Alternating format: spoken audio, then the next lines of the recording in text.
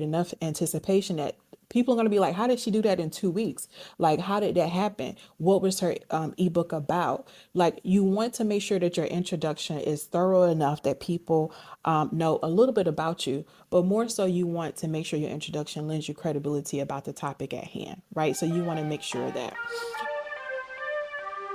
And if you're just joining the conversation, we're at the first part of creating your course for free. The very first thing you want to create is an outline. The first part of your outline is the title. You want to make sure your title includes a benefit to someone taking your course.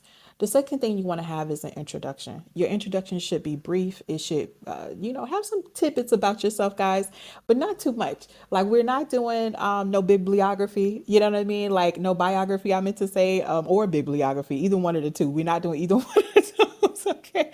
But this is going to be something brief. It's going to be something that tells people a little bit about you and lends you credibility about the topic at hand. And you want to keep it, your introduction really should be less than a minute. It should not hog up too much. I have taken other people courses because, as well as being a creator, I am a consumer as well. And some people courses, it's like their introduction is 2.5, 3 minutes, honey.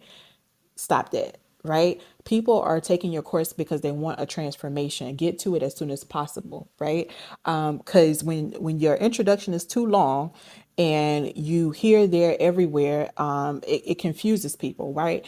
And even for me, I am a natural student. I love learning. I love learning from other people, etc. I literally 2020 took Yale courses just for fun. Like, so I love to learn. But I would say too that even I'm distracted by introductions that are too long, right? So just make sure that you bear in mind the experience that people are going to have as they're watching, right? People are never going to be upset if your course is too short but offers a transformation versus being long, boring, and you had to search for the information that was actually good for you. Okay, so always just bear that in mind. Okay. Part of the outline that you want to have is your chapters, right? Now, your chapters can be called many different things. Some people call them units. Some people call them, different words, right? You just want to check in your industry and see what people are kind of calling them in terms of how they divide their actual course, right? This is not something that you should spend so much time on. I don't think consumers really care in that capacity. But what you don't want to do, regardless to what industry you're in, is stand out for the wrong reasons, right? So if all of the people that you admire and that you look up to in business, your business besties, they're calling their courses are broken down into units or sections, then just follow suit, right? This is not something that you should really be spending too much time on. But here's the important part of creating chapters is coming up with chapter titles. So we talked about the title of your course being important, and I would say second would be your chapter titles would be important. And why is that? Because sometimes people have access to your actual your outline, right?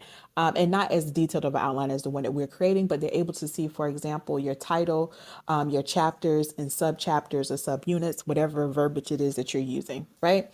They're able to see these things prior to, and so you want to be able to pique their curiosity, but also show them the value. So I teach people when you are creating chapters, you want to make sure you have one transformational gem per chapter. And that's how your titles should be of your chapters. So let's say, for example, that I'm creating a course about digital products, right? You guys know I like to use the example about the coaches. So we're going to go back to that one. But let's say I'm creating a chapter about digital products. And I want to name the first chapter, right? And let's say in this first chapter, I just want to talk about the basics of digital products, right? I just want to talk about like examples of them and things like that. What would be a good title for that chapter? Could I call it Introduction to Digital Products? Is that a good one? Introduction to Profitable Digital Products. Is that a good one? Profitable Digital Product Ideas. Is that a good one? So if I had to choose between those three options, I would say profitable digital product ideas. Now, why is that more appealing than introduction to digital products? It's because introduction to digital products, it still tells the person what it's about, but it doesn't create intrigue. Do you see how profitable digital product ideas creates more intrigue than introduction to digital products? Why is that? Because I've said a few things, right? I've told you that these aren't just any type of digital product ideas. They're profitable ones, right? And if someone is taking a course about digital products, they don't care about digital products as a whole. They care about the ones that are going to be profitable, right? People are taking your course because they want a shortcut to a problem that they have, right? They want a shortcut to a problem that they have. So by properly titling your chapters, it creates enough intrigue that people are going to want to take your course. Okay. Now, let's say that you're a coach, you're a mindset coach, and you want to create a course about people. I think we called the course. By the way, guys, when I'm doing these talks, I have literally a brief outline in front of me. It's funny we're talking about outline. I have a brief outline in front of me, but I don't have examples embedded into them. So when I have these rooms, I'm literally making up examples in real time. So if I'm pausing before I actually speak, it's because I'm thinking in my head of what to say. So I think we call this course "Mindset to Millionaire Status." I think that's what we said for the coach, right? So if you're a coach, a good course title would be "Mindset to Millionaire Status," right? You've included a benefit in your title about what the person can actually expect. Now, what would be a good first chapter title, right? Mindset to Millionaire Status, right? This is our course title.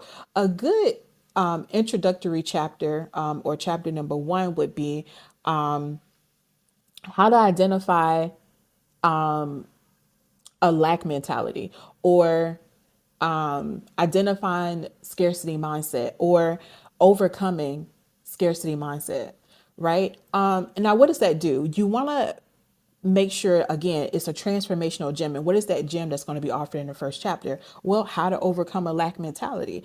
There's so many different things you can talk about being in there, right? You can talk about what it looks like to be in a scarcity mindset or a lack mindset. You can say some of the manifestations that can happen, how your business can suffer, how you can suffer, your relationships can suffer. There's so many different subcategories that you can have if that is your first chapter. But hopefully you guys have gotten some good some good examples. But you just want to make sure that your titles include the transformational gem you want the person to get from that chapter as a whole, right? So you want to make sure it's all encompassing, but it includes the benefit or a transformational gem. Okay. The fourth part to your outline that's critically important, and if I had to say something was most important, it would be your title, and then second, your outro. Now, some of you are listening and you're like, what? An outro? That's important. Yes, absolutely it is. And I'm going to tell you why. It's because your outro is going to sum up the transformational gems that you were expecting your audience to receive through the introduction and through the chapters, right? And it's also listed in your title as well. So your outro is not something, again, just like your introduction, that's going to take a very long time for you to create. It is literally you summing up all of the benefits of your course. It is literally you summing up all the benefits of your course. Now, here's the most important part. After you have summed up all the benefits, right? Thank you so much for taking my course, guys. I'm Dr. Brittany Toole, and when you think about digital products, I want you to think about me. You probably now know how to create digital products with ease. You know some selling tactics and strategies that work through the system that we talked about in this course. If you enjoyed this course, I would love to see you every month. We hold a group coaching event where I work with women just like you who want to add more streams of income, passive income to their business. You would be excellent for it. If you use the link down below, you can join for half the cost the first 6 months, right? What did I just do? I summed up some of the benefits that they should have experienced through the course, and I led them to another product and or service, right? I led them to another product and or service. And this, my friends, is why your outro is most important. You always want your digital products to lead people to another place, right? Lead them to another product and or service. And it doesn't matter what you want it to be. I would just suggest that it be something, excuse me, that's going to be timeless, something that's going to be repetitive, right? Because someone could purchase your course when you when you put it out there, but they can also buy your course a year from now, 2 years from now, right? So if you create the course, for example, in 2023, and you offer them something at the end of your course that's going to be for 2023, well, what if they buy it in 2024, right? So you want to have something, right? And you can create something specifically for this. You can say, okay, we're going to have a semi-annual group coaching, right? This is something that you can have literally in June and in December, right? So it doesn't have to be something extreme. A lot of times, as business owners, we like to do too much,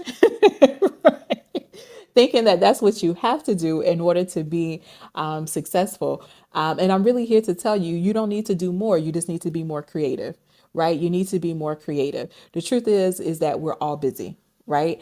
And I love monthly coaching, but I also know people who are coaches, and I've been a part of monthly coaching things, and I paid thousands upon thousands of dollars to be a part of them.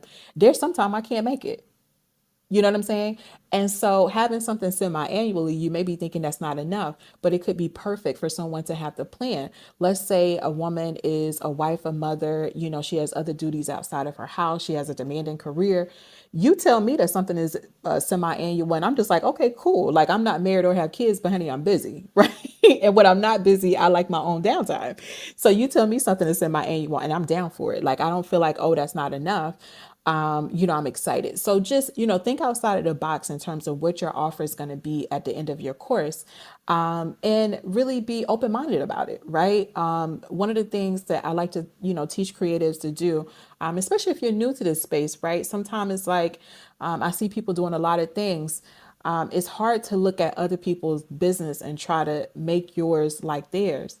And the reason is because you don't know where they are in their journey, right? I've been online now for 4 years, right? So you may look at something I've created like, oh my God, I want to do that too. I've failed a lot. You know what I'm saying? And so that's the thing that you can't see when you see an end product and end result doing well, is that you don't know how often that they failed, because on social media, that's not what's talked about often. So, when you're crafting your ideas, regardless of what it be, we're talking specifically about the offer at it, in your outro, but I want you to take this gem, just like generally speaking, right? I do encourage you to look at what's happening in your industry, but also don't be afraid to take what's happening in your industry and make it uniquely yours, right? And if you have additional questions about that, just make sure you hit me up by way of email. You can reach out to me if you have specific questions, or any other mean that you would like to contact me online, etc. And we can talk about some things, because I really just believe that sometimes people get caught up in details that just aren't important, right? It's just not important, right? Now, let's say, for example, you like, Brittany, listen, my business is just selling digital products. I don't have anything that may be complementary to lead them to. Well, lead them at least to your website, right? You should have a website.